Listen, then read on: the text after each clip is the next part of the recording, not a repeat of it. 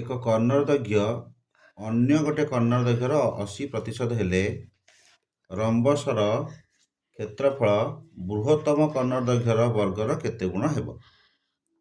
ହେଲା, ବୃହତ୍ତମ କର୍ଣ୍ଣର ଦୈର୍ଘ୍ୟର କେତେ ଗୁଣ ହେବ? ମନେକର ରମ୍ବସର ଗୋଟିଏ କର୍ଣ୍ଣ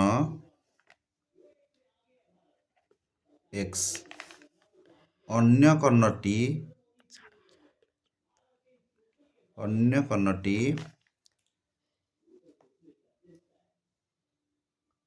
ସମାନେ x ଇଣ୍ଟୁ 80/100 ତାହେଲେ କେତେ ହେବ ନା 80x/10 ସମାନେ 4x/5।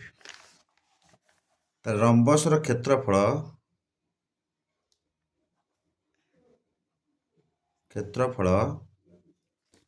ହାଫ୍ ଇଣ୍ଟୁ କର୍ଣ୍ଣ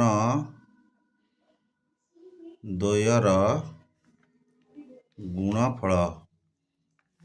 ତାହେଲେ 1 2 ଇଣ୍ଟୁ x ଇଣ୍ଟୁ 4x/5।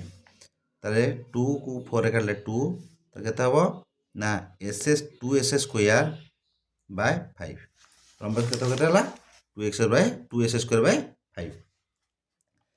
ତାପରେ ଦେଲା ରମ୍ବସର କ୍ଷେତ୍ରଫଳ ବୃହତ୍ତମ କର୍ଣ୍ଣ କିଏ ସେ x। ତାହେଲେ ରମ୍ବସର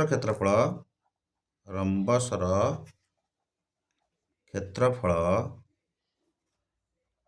ବୃହତ୍ତମ କର୍ଣ୍ଣର ଦୈର୍ଘ୍ୟର ବର୍ଗର ଗୁଣ ସମାନ କେତେ ନା